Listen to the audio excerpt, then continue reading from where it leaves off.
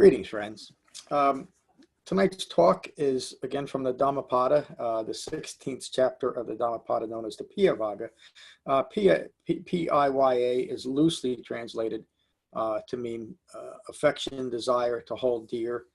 And it's a sutta on what we should hold dear, what we should actually have, what is known as skillful desire for. Again, one of the great misunderstandings that's promoted by much of modern Buddhism is that all desire, all craving, all affection for is what we're looking to abandon. And when you study the Buddha's Dhamma, you realize that it is simply unskillful desire that is rooted in ignorance of Four Noble Truths,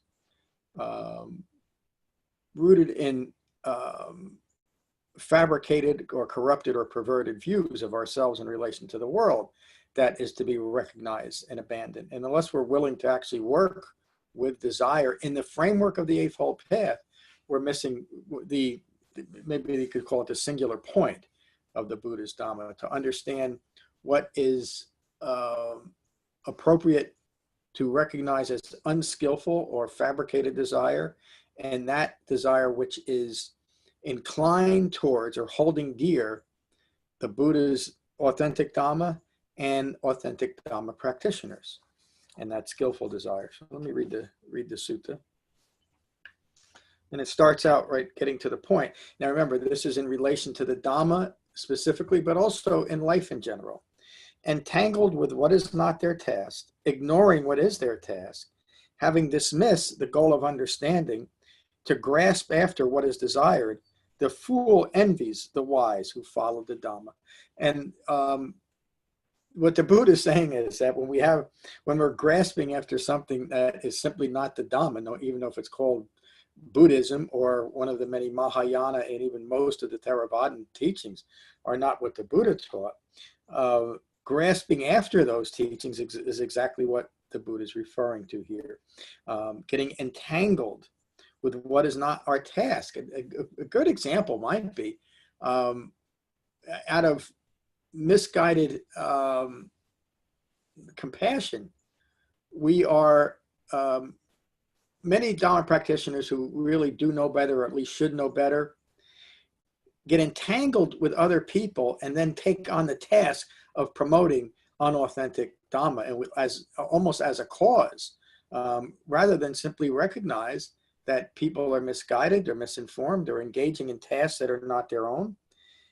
And they dismiss most of, if not all of, the Buddha's Dhamma in order to act that way. That's what the Buddha is talking about here, and talking about it 2,600 years ago. The fool envies, eventually, if you realize it, the fool envies the wise who follow the Dhamma. Never join with what is desired or undesired. It is painful to do so. Again, what is desired, if that desire is rooted in ignorance, or undesired, because that's simply an aspect of aversion. And if we join with it, if we create an identity over it, such as the identity of, I'm now doing all these magical and mystical chanting, and so I'm so far above everyone else, that's just conceit. It's just eye-making, and it's not something the Buddha taught, but that's what he's referring to here. It is painful to do so. Do not make anything the focus of desire. Again, anything rooted in ignorance of Four Noble Truths. It is always painful to be separated from what is desired. No bonds are found for one who has overcome craving. For what is desired is born grief. From what is desired is born fear. How do we know that we're not desiring something that's going to bring grief or generate fear? It's called an Eightfold Path, and it's the only path the Buddha ever taught, and it's the only path that is free of grief and free of fear. Release from desire, there is no grief.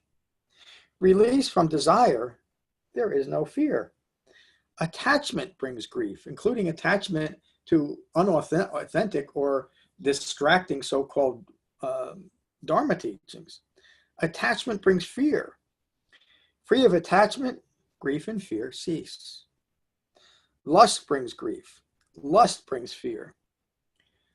Free of craving, grief and fear cease. It's also a good commentary on recognizing authentic and inauthentic Dhamma teachers. Think of all the modern teachers that we're finally hearing about, that I've heard about for years, that are within almost every lineage. What I'm trying to say is almost every modern lineage has a sexual predator within it, if you look close enough, and usually, unfortunately, not too close. If we look closely at those teachers, as they were full of lust and excusing it away, the teachers themselves and their misguided sangha excusing it away, as these people have crazy wisdom or crazy understanding, and so they're free to act in any way that's hurtful towards others and themselves. That's just nonsense. Lust brings grief, lust brings fear, usually in themselves for getting caught, and in many other people that tend to cover it up, including their victims. Free of craving, grief and fear cease.